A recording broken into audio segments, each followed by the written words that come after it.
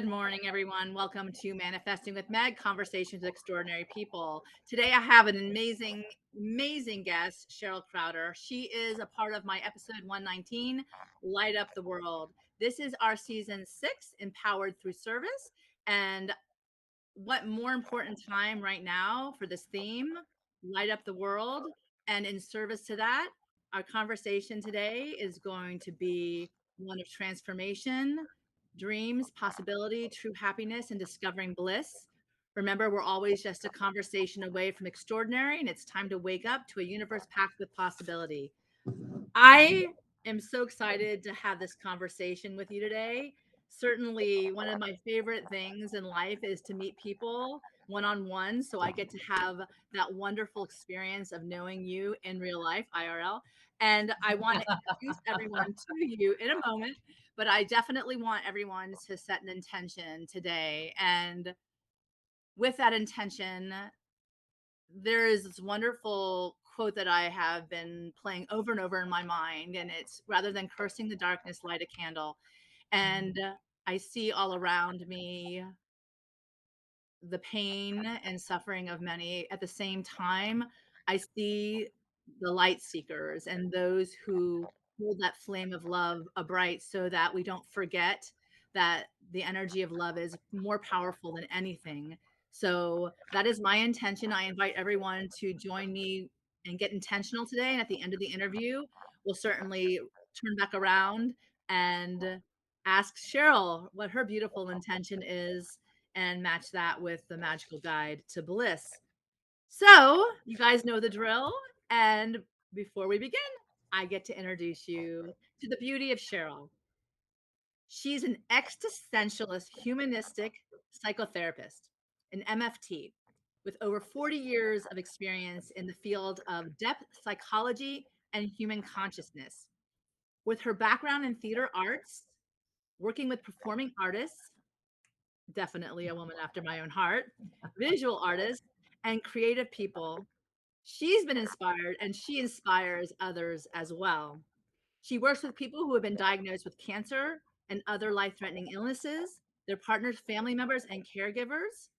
And she's published 2 books on cancer at this point: Surviving the Storm. It's a workbook for telling your cancer story, and Psychosocial Care Cancer Survivors, a clinician's guide and workbook for providing wholehearted care, which I really do believe when you care for someone, you have to care for the whole being too.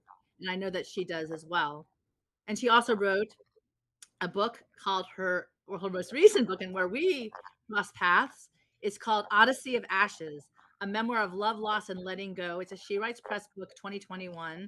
It was released in July of 2021, and that's where we crossed paths initially.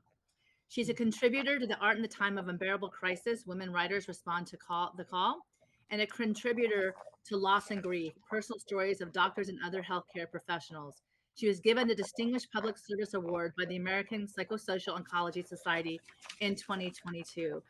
And I have to say, I am truly honored to share this space with you this morning. How are you, Cheryl? I'm good, Meg. Thank you so much. And it's really good to be in conversation with you. Yeah, it's great to see you again. It's really Yeah. great to see you. And I think that this crackling noise just means that I need to stop talking as much and let you take the stage, because you must have a really beautiful message to share with everyone today, and probably with me. Usually that is the usually that is the case. If I can't shut myself up, then technology generally does. But I do I like to laugh at myself a lot too. I learn a lot as I go on, and certainly showing up perfectionist that I am, it's another opportunity for me to sit back in whatever that is that I need to be here for today. So I love your energy. Like I said before, this is season 6, Empowered Through Service. And I love today's theme in Magical Guide to Bliss, all of you, and then ask for your thoughts. It's a William Shakespeare quote: "How far that little candle throws his beams, so shines a good deed in a weary world." And it's from The Merchant of Venice. And then this is the part where I found that really resonated for today. Your little light is going to shine, shine, shine. Pass on that spark that resides in you so that you can share the glow. In a world filled with many who are frustrated and angry, be the one who does the good deed and share your goodness. For sure, have faith that when you need a little assistance in return, it will come back around. At the end of the day, you can rest easy that you've contributed to the great karmic circle of love that is needed in an otherwise weary world. And the magical key, choose to be a light in the world. So I turn to you. What are your thoughts on this, Cheryl? Well, I first want to say that I love this book. I have it at my place at the breakfast table, Oh, I love it. Thank where you. I can look in the morning and see, give myself a little inspiration or intention. It's really interesting, how intuitive this is. Mm. How you pick up the book and say, "Oh my gosh, this is exactly," or open it up just randomly, which I'm fond of, rather, Oh, I rather than love it. following the dates. I'm just going to open this randomly and see what I get. And so I just want to say that I think it's a beautiful book and a beautiful guide for Thank you. people. And on my thoughts on light, I do see myself as someone who has a tremendous commitment to holding light for other people. Mm. And my commitment to that has shaped my entire life in many, many ways. And I'm always about like, well, what is the takeaway? What is it that I'm here to offer people? What is the need in the moment? So, however, this you've got to also pay attention to your own light. And Mm. I tell you something, I have never worked so hard as basically over the last maybe 6, 7 years with all that's gone on, all that continues to go on. And I was in a meditation online because it was the pandemic Mm. with Jack Kornfield, who's one of my Love it. wonderful teachers who I love so much and has Love been it. such a presence in my life for now well, since 1984, so a long time. Mm. And I said, my little light is feeling a little dim here. So he said something really beautiful to me, and I think this is important for all of us who are here to hold light for others. It's like, we are not here to hold it all. Mm. And so how do we like give that, back to a higher sense? So beside me, I have a statue of Kuan Yin, the goddess of Oh. compassion, who works with me. And so I Mm. realized, at the end of a day or during a time, I have to like give up that light to the higher light and then bring that in to take care of myself. Mm. So I want to offer that to people because it's so important to remember, oh yeah, you know, I also have a need to replenish and to hold light. Um, I Wow. also I also believe strongly that we choose our worldviews. And I realize I say that from a place of someone, particularly in the world today, who has the privilege to actually have Mhm. that level of choice. And so I honor that, and I want to acknowledge that I have that privilege to choose light, to choose that I turn my gaze on what I deeply believe is that people want to be the best they can be. I deeply believe it, and it's something that really feeds me, particularly in times when it seems like lights are low. So Mm. yeah. Yeah. Yeah. Wow. Tell me a little bit about Kuan Yin. I have these beautiful cards that I absolutely love, but you use her image. I love the fact that they say today is the day of the divine feminine, and we were Yeah. talking about Mhm. that before. Tell me a little bit what that means to you, if you may. Sure. I've been in touch with the divine feminine for, I don't know. I'm thinking back to a women's group that I did that I wanted to have it be on the divine feminine, and we worked with ritual as well as process. So we brought in different rituals during the year, the solstice, the equinox, all the different what they call the hinges of the year to work, and there was all the divine feminine. So I began exploring it. This is about the time that Women Who Run with the Wolves came out, which I loved so much, and like the rise of the feminine, which got so buried and which I think is trying really trying to rise again.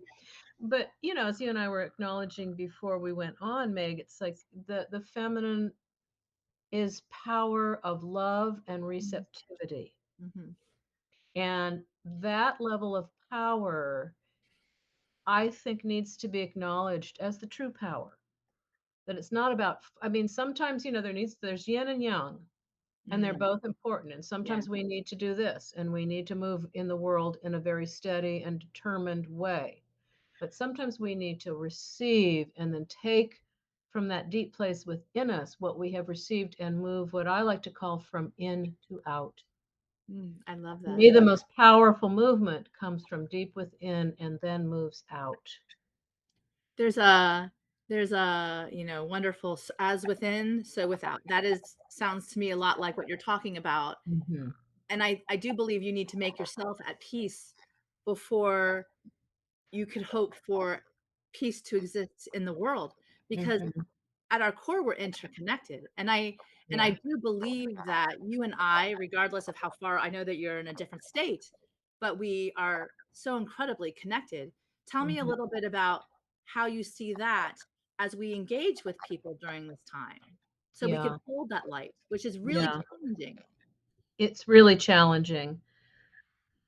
Well, I agree. I think that it's all about relationship, and it is all about how we connect with one another. And then what happens is that all these sort of defenses, all these sort of beliefs, all these sort of ideas get in the way and block us from just Mm. being, who we are with one another. It's interesting. This morning I saw, the artist Banksy, who I love street art. I love all that stuff so much. That's And I awesome. don't know if you've seen the Banksy picture that I don't know where it is, but it showed up on Facebook. And it's, the back is like an Israeli child facing a Palestinian Oh, child, I and they're saw looking that. at each other. Yeah. And there's just the way that, yeah, I don't want to make it like it's all of being a child, but there's an innocence and Mm. there's an openness. So how to keep the heart open, right? Yeah. Oh, That's really challenging to keep the heart open. Particularly, I mean, compassion is one thing with people you love. It's really easy. I mean, it's like people think that's compassion. Well, not so much. You know, it's like you have to kind of practice with like, let me try someone really challenging and work with compassion. mm. That's a practice that I find really helps open the heart.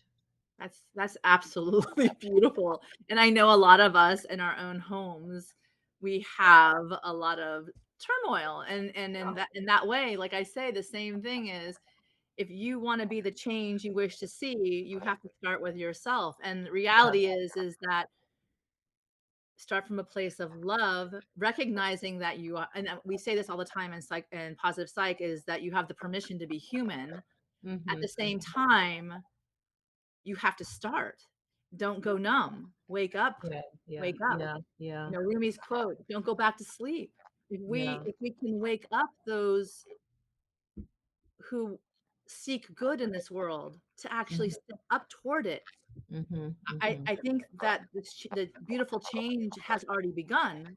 I Mm-hmm. see Yes. you and I see what you're doing, especially coming from what you've gone through in your own personal life. So tell me a little bit about your journey to get to where you are today. You have a beautiful story. That's such an incredible question. And when I was, reflecting on it, it was like, wow, you know, where I where love do I it. even where do I even begin? Yeah. For me, I've always been,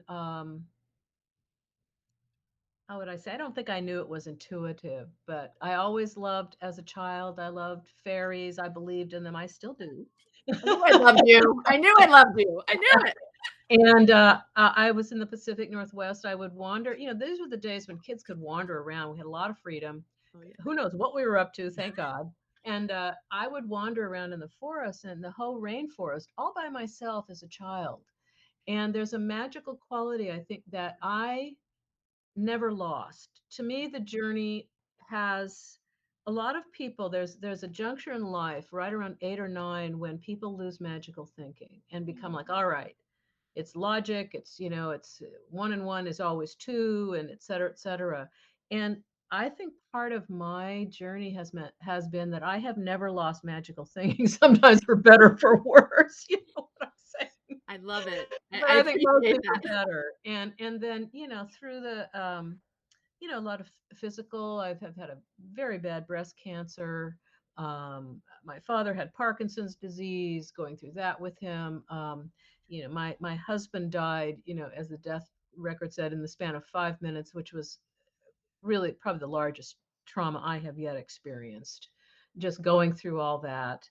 And then I have continued to work with people in a really deep way, and that's been a huge gift on my journey. I mean, the people who have trusted me with the depth of their stories, is very moving to me, and I've been really blessed with that, you know. And as it's interesting because you're kind of like a keeper of stories, really, and the way you tell a story. And I want to put your last book up here. Tell me about how you decided to write this book. It's Odyssey of Ashes, a memoir of love, loss, and letting go. Right. Well, I did not intend to write a memoir. That's the last thing on my radar, but it is the story. Actually, it's about my husband who was an avid fly fisher, and I would go with him. And he worked for well, he did work. He volunteered for an organization called Casting for Recovery, a beautiful organization for breast cancer that offers fly fishing retreats for free for women. Yeah. I was lucky to be a participant. They take you to a beautiful river. They treat you like just, you don't even lift a finger. It's just and they have what they call river helpers. These are fly fishers who come to the river to help the women because they discovered that the casting motion was really good for lymphedema and recovery from breast cancer surgeries and mastectomies. So every year they have this raffle, and it's always for a trip for two, a fly fishing float trip for two down one of the mighty rivers of the world. And John entered it every year. I love it. So he entered it, and then in 2016, and I was actually on a hike in Lake Tahoe with some friends of mine, and my stupid cell phone rang. And why am I having this on the trail? And so I silenced it. And, oh, I'm sorry. Get back to the car, and it's actually the woman who's the coordinator, who was a friend of John's, and I know also. And lo and behold, this year she had decided to put his ticket into the hopper, and she drew out his name, and so he had won after all these years. So they offered it to me. And I took this really as a sign. It's like, oh, there's something here that I need to do. So it's the story of me going on this odyssey up to, it starts with his death, but it's really the story of me going on this odyssey up to the Madison River, where I scatter his ashes as he had wanted by this is not a trout, so this is like a mighty river. Yeah. And so there's a lot of humor in it. I end up in an incredible storm that turns out to bring the northern lights, which I have been fortunate both times in Montana have been able to be present for the northern lights. So yeah, so there I was out in a storm, and it's everything is going up. It's a maelstrom, and birds are flying, and so it's and then it's sort of like, okay, the aftermath, because in grief, in loss, there's that initial, and then you know what, life goes on. Yeah. And I think this can be very hard for people because, oh well, it's been years, what's how come you still feel this, or like there's some crazy message that you get over. Mm. I mean, you Uh, move beyond and you transform, but you don't get over losing someone in your. I mean, they're with you, but that's also can be kind of glib, like, well, but yeah. no, they're not. You know, you know what I'm saying? I hear you. But so it's transformative, and it's interesting. I have felt him actually. I felt John recently in a very different way. He was also quite a spiritual person and extremely intuitive and very perceptive. So there's a way in which our relationship is now transforming into kind of a interesting thing. I can tell you this because you'll be able to have this. The other day, I'm struggling getting my earrings. Of course, I'm running like mad trying to get out of the house after I've meditated. Go completely crazy. And I look down, and underneath where my earrings are, I look, and there's this little stone. Oh, I thought, did I drop an earring? So I pick it up, and it's a little piece of rose. It's a little rose quartz stone, a beautiful little rose Oh, quartz cool. stone.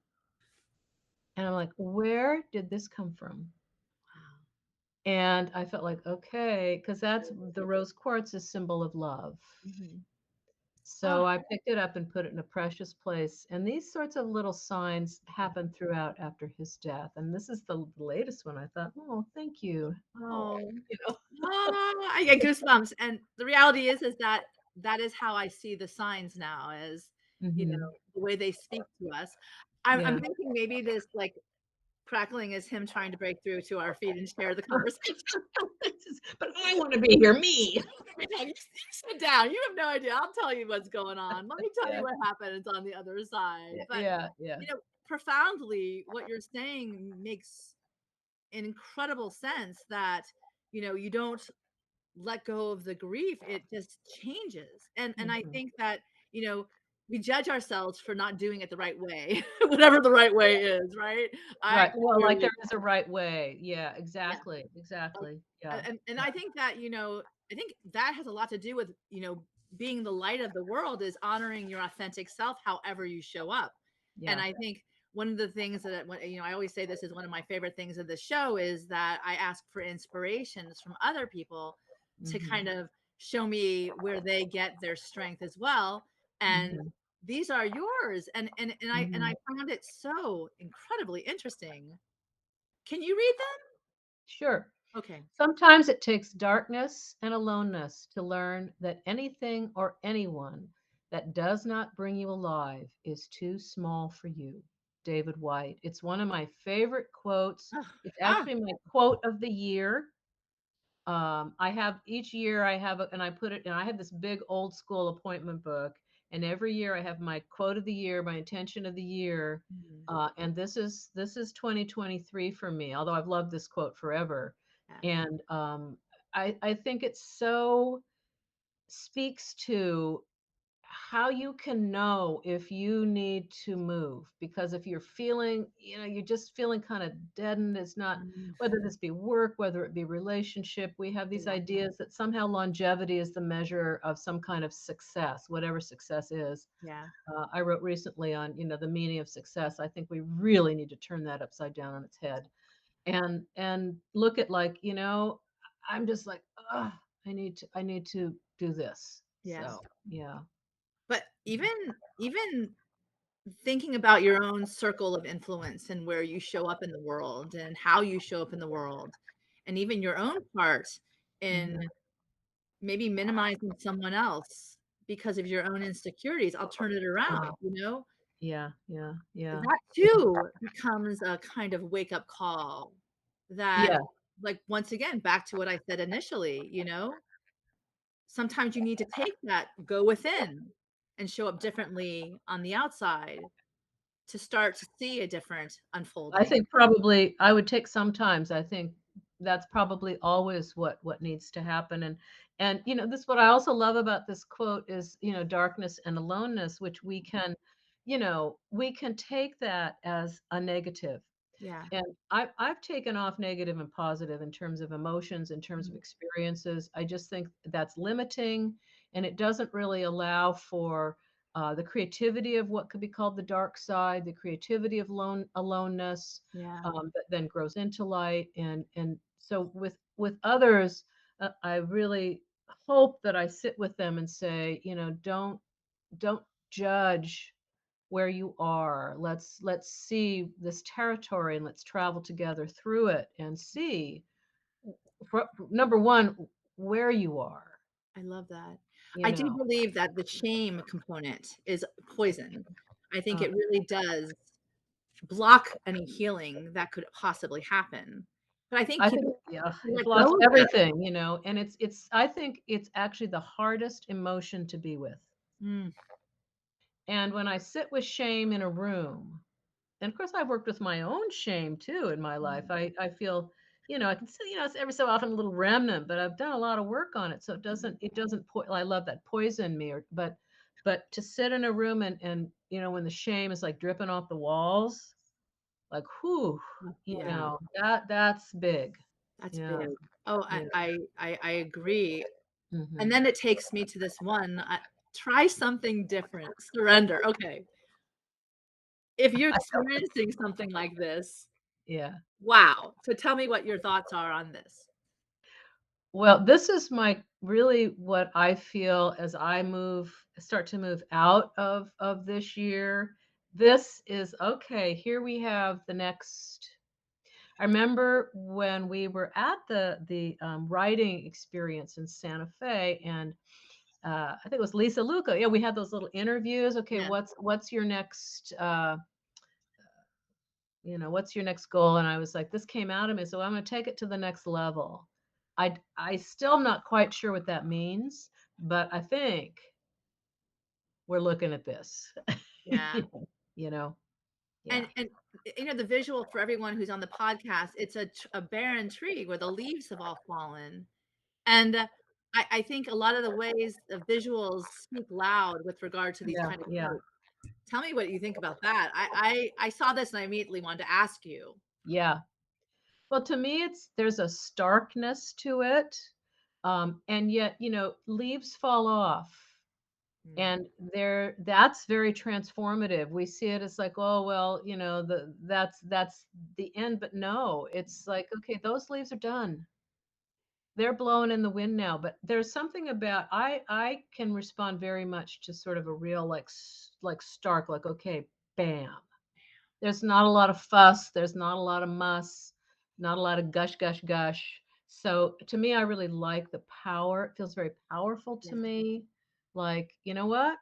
And also for me, uh, and it's interesting, I'm looking at it now. I hadn't thought about this, but now it's coming to me. I'm older, to put it. I'm sort of giving myself a little break there. And so, I'm kind of this is probably the last chapter that I'm in now, however long that goes. So there's something here, I think, as I look, it's like, this is an old tree. This is a tree that, has been through storms. This is a tree that's lost its leaves many, many times, but the leaves come back. But so there's something here as I'm looking right now about the power of where I am, just in terms of my age and this phase of my life. Oh wow, beautiful. Yeah. Wow. I had thought about that until that just came to me right now looking at it. Yeah. No, it's beautiful. And you're still trying something different.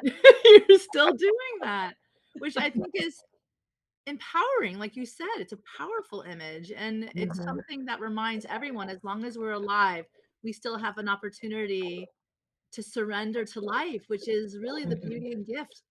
And then, of Yeah. course, read this one for us, please. Your beautiful book. Oh, this is my book, Surviving the Storm, a workbook for telling your cancer story. This grew out of my own cancer diagnosis when I had a very aggressive triple negative breast cancer. I'm really so grateful to be here. And I was trying to find, for me, more of a meaningful way to process it. And, there were support groups, there were psychoeducation groups, there was a lot available, and those were all fine, but they just weren't doing it for me. So then I said to myself, well, well, then I guess you have to write this book. I love it. So it is a workbook, and it is based on my own foundational work, which is Existential Humanistic, which really looks at authenticity and genuineness, and like, what is your path? What do you think? How are you processing? Not like, this is what I'm going to tell you, and this is how it's going to go. And it took quite a while to find a publisher for this book. I went here, there, and everywhere, and finally found one at Oxford University Press, the editor, Andreea Knobloch, who I owe such a great gratitude to, who said, yeah, I'm looking for this. And so this book, and then the second book for clinicians, grew out of that. And from there, I never know where this book is going to show up. Every so often I hear, oh yeah, I was in my group in Kansas City, and they opened up this book, and every so often I hear like, this book got me through. And so I don't know, I just send this book into the world and hope that it goes where it needs to go. Yeah. That's beautiful. And I think it's kind of like my magical guide to bliss. I think we meet each other there, and Yeah. offer a tool for healing where perhaps people need some guidance to do so. Yeah. That's what helped me. I mean, that's what it sounds like it helped you. That's how Yeah. you survived the storm. Yes, yes. And I always survive storms by helping others, Oh, and saying, I just feel like people need to tell their stories, hmm. and we need an opportunity, and sometimes just a framework. I would be in like big groups or lectures, and people would say, any questions? And then people would say, and they would just, oh, but here's what happened to me, and oh, here's what happened to me. And I was like, wow, there is such a need. Yeah. to tell because people pay attention to stories. Really, we forget facts. Who can remember a damn password half the time, a phone number? But Yeah. I'm going to remember, and I'm blessed with a really good memory. My consultation group lives in fear that I will lose my memory because I remember everyone's stories and all that. But you remember the stories; they touch you, and we were touched by stories. Yeah. And it also is a component of they matter. You matter. Your stories Mhm. matter. Your Your life story, matters. your story matters. Yeah. Yeah.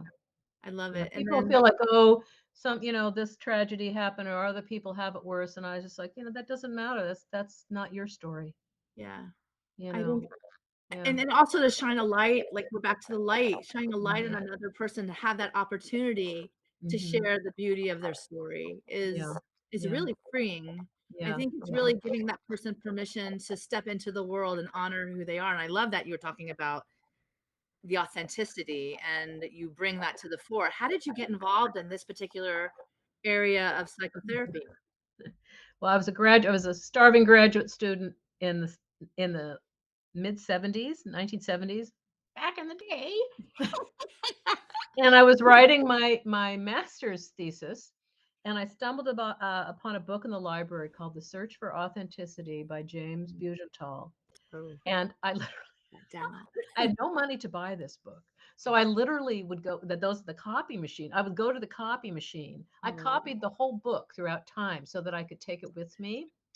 And I wrote a lot of my thesis around this, his work, his foundational work. And then let's see, about 5 years later, I'm in a meditation. It was the first meditation group that Jack Kornfield did in Marin County before Spirit Rock came into being. There were 10 wow. people there, Wow. somebody's living room. I don't know whose house I was at.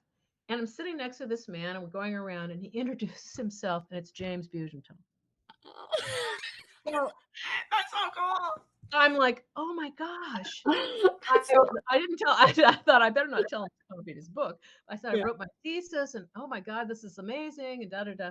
And then about 2 years later, one of my dearest friends, or my sister friend, calls me up and says, hey, look, we're in this consultation group with Jim Bugental, and one person's leaving. Do you want to join? I said, are you kidding me? Oh my So gosh. I began working with him as a mentor at that point, Are and you worked with kidding him me? as a mentor for I think it was about 14 years.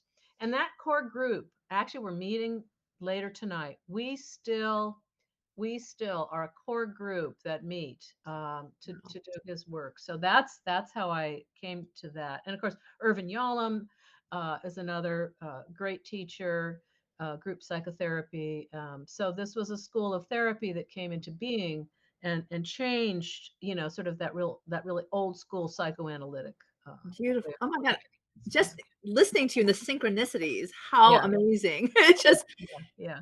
if I ever doubt, right? If I ever doubt, I'm always reminded. I'm always Mhm, reminded, as long as you pay attention to what's happening mhm. on your stage of life, this is what you can find. Yeah, And of course, yeah. this last quote, I love it. So go ahead and read it for all. Mhm. Yeah, this one, thanks for putting the graphic. It's gorgeous. This is in my book, Odyssey of Ashes.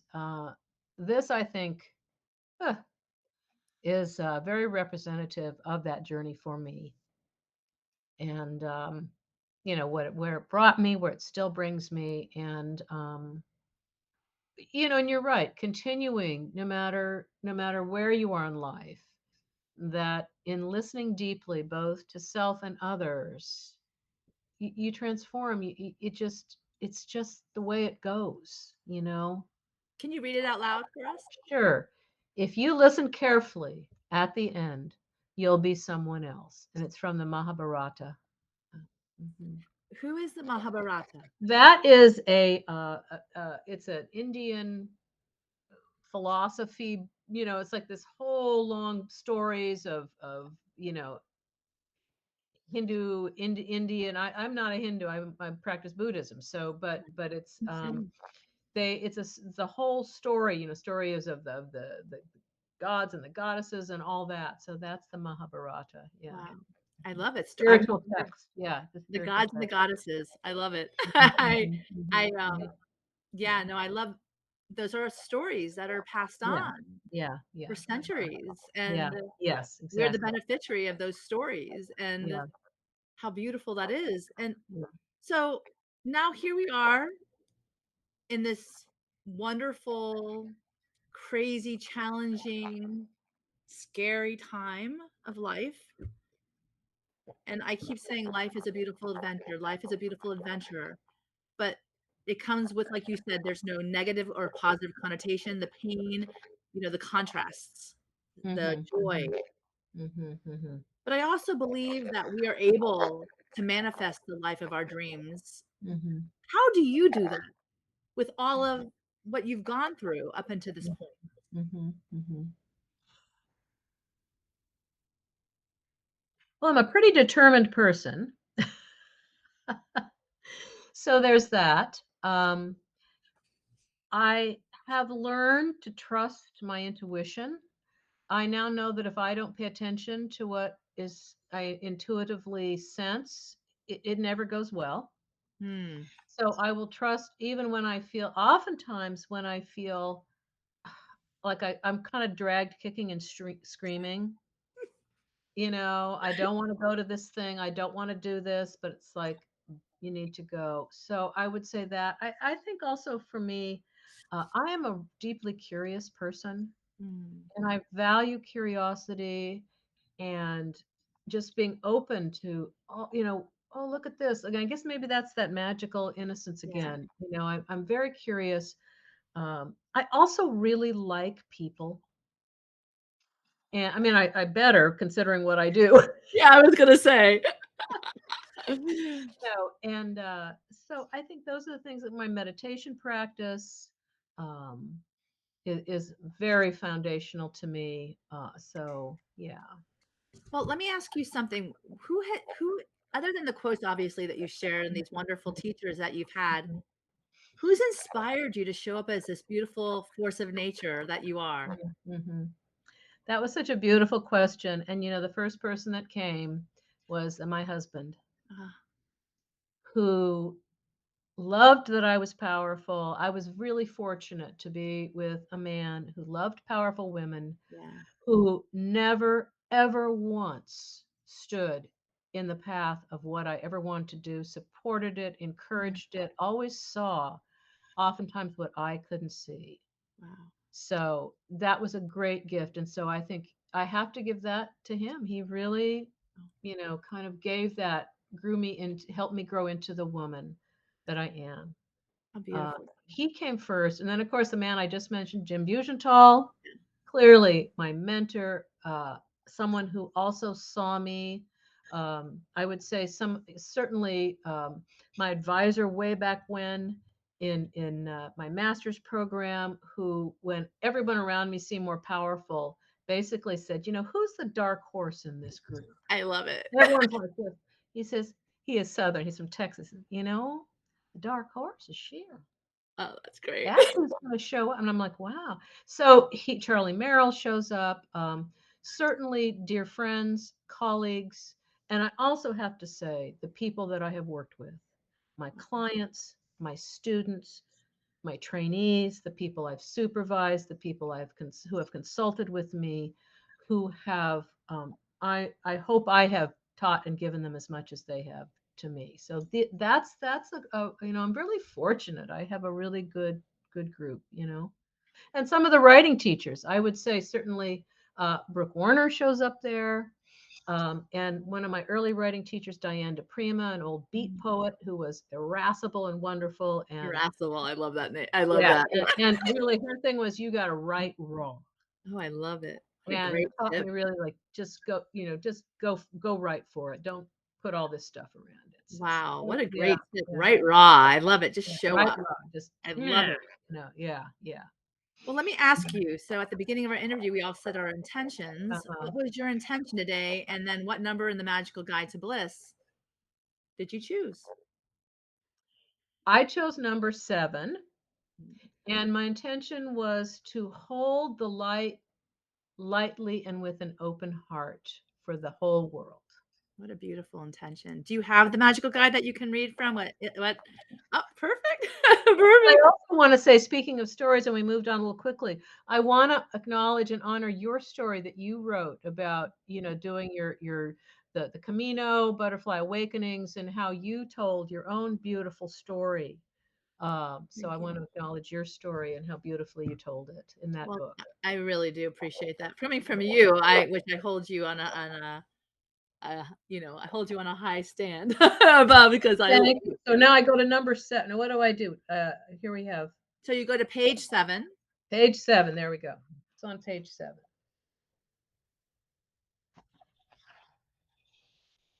Ah, this is great. Shall I read it? Read it then? Whatever parts Page that's page 7. Remember, life is an adventure. Mm, Uh, because of our routines, we forget that life is an ongoing adventure.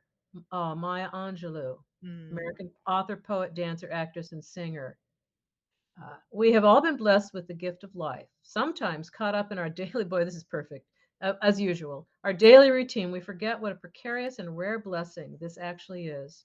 There is magic in the synchronistic timing that brought our souls into this physical existence. There is magic in the moment we took our first breath and then cried out to the world that we are here. There is magic as we realize that we have gained knowledge from our great journey, becoming everything we are meant to be. From this positive perspective, when we look around and behold those accompany us on our way, we can be grateful for what is in store. From this positive vantage point, when we connect with those placed on our path to bring us comfort, wisdom, or perhaps some small act of kindness, we acknowledge the blessings of the shared experience. mm. We are here for just a short time. Yeah. We must remember to seize each and every opportunity. The present moment offers so much more than we can imagine as we simply open our eyes and welcome what is right before us, breaking out of routines, taking chances, and becoming conscious of life's magic and miracles. When we start to think outside the box, we become open to the beauty that changes us for the better. And then we can come alive and participate in new adventures, grabbing others to join us on our way. Magical key to bliss. Take a magical ride, rent a movie that inspires you. Oh, I love that. That's Wow. great. How perfect, Meg. Yeah, perfect Perfect. for our connection today, Oh, too. I wanted to say, one of the things that I love about my life that once I decided to step into the authenticity that I believe where I'm supposed to be or I'm listening to my intuitive self and I Hmm. get to meet people like you, I I do stand in gratitude. Yeah. And I know you remind me a lot of my mom. The Mhm. force, the intelligence, the beauty, Mhm. the gift of listening, the love of learning. And I think I said that to you when I met you. I just said, Mhm. she was beautiful, and I see that in you. So I honestly, at this point in time, I couldn't think of a better person to have this conversation with Mhm. today Mhm. because sometimes our lights dim, like we said at Mhm. the outset. Yeah. And sometimes you need to grab the hand of another who's shining brightly so that we can fortalecer in Spanish, I'm saying, I don't even know why. We can enrich ourselves or empower ourselves Mhm. to do what we came here to do, become the best version of ourselves. Yeah. So I sit here in my manifesting journey and I want to thank you. Mm. And truly, I wonder if you could share with us before we get to the inspiration part, what for you is a tool that you might want to share with people who are really hurting right now Mhm. that would Mhm. give them that breath of release, Yeah. surrender? Yeah. Yeah. Well, I think you mentioned breath, and that is one of the most healing places I want to show them. I want to show something. This is a very healing tool in these times. Put one hand over your and then the other, and then just press lightly and breathe and feel how you can hold your own heart and in a safe place and with love, and just holding Mhm. and breathing into that.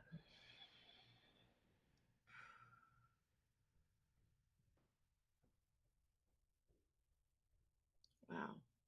That's very powerful. Yeah, yeah, it's It's very very powerful. So that's what I want to share as a place how you know, the world has never guaranteed us safety. So that's our own. And so this is how you can make yourself feel like in my place, I can make myself as safe as possible. You know? and back to what we were talking about before, to even begin making yourself at peace by Hmm. feeling what makes you breathe and gives you Hmm. life, your heart. Yeah, yeah, yeah. Beautiful. Hmm. Hmm. So I hate to wrap this up. I'm loving this. So Hmm. I would love maybe in a conversation in the future again where we can get into the nuts and bolts of your beautiful book. But I learn so much through other people's opportunity to inspire me. And I always ask, and it's a huge gift to me and whoever listens, what is your inspiration today that we can walk this world with? Hmm. Well, I feel inspired actually by you and I being here. And so it brings me to relationship, like we Mhm. keep coming back to. And how, you know, you and I got to have this time together, very connected. I don't even feel like I feel like we're like in the same room and we're connecting with each other and we're being with each other, and that inspires me. And I feel like, you know, to tell, you know, look over in your life and today, find someone, just sit with them. Just you don't have to say much, but if you want to tell your story and just, you know, just be with those people in your life and connect. Wow. Yeah. That is probably one of the best things that we could do with each other is instead Mhm. of withdrawing, Mhm. engage. I Mhm. love that, Mhm. Cheryl, and I love you, and I love what you bring to the table. Tell us where we can find you, and where do you speak, and where do you show up in this world? Okay. Please. Well, you can come to my offices where I'm usually day after day. Yeah. Uh, my website is cherylkrauter.com. Can you spell that for us, for people on Yeah, the podcast? CHERYLKRAUTER.com. I usually try and update it. It has all the books. It has, you know, places that I've spoken and podcasts. Well, it'll have this once this, you know, Yeah. and it has things that I've done and things that, you know, will come up. I'm currently, you know, working on fiction. So Oh, yeah, that's my new edge. So that's where you can find me. Yeah, beautiful. I'm in San Francisco area. So yeah, Okay, I'm on so I'll put Facebook that in the and feed for sure, so everyone can get in touch with Cheryl that way.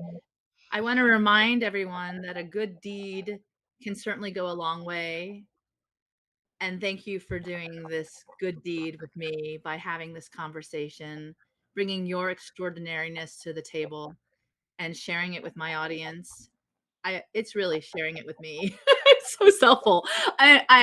You know, I Mhm. felt a heaviness these days, Mm. and for me, you know, I battle with the I need to show up to inspire others, Uh-huh. but we Uh-huh. forget that we need to fill our cup too. And I Yeah, thank you yeah. for that. I do. I thank you very Uh-huh. much for that. Well, I so appreciate you having me and opening up your beautiful heart and having this wonderful time together. Thank Thank you. you. So Yeah. with that, I want to remind everybody to go find Cheryl at www.cherylkrauter.com.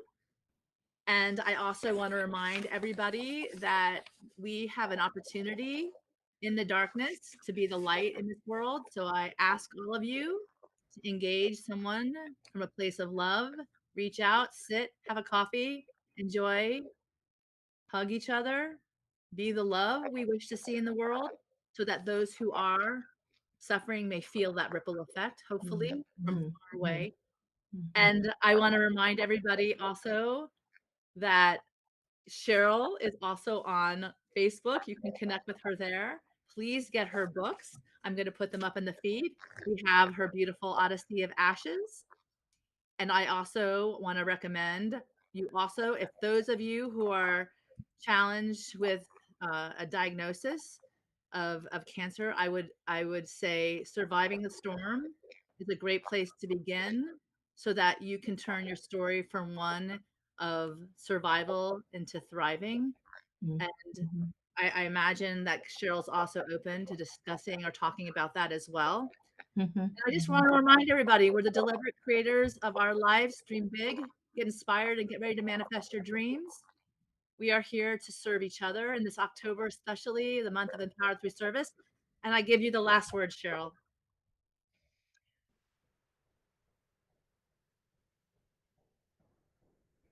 I just want to wish everyone in the whole, this is in my meditation every morning. I always say, may all beings, seen and unseen, be free from suffering.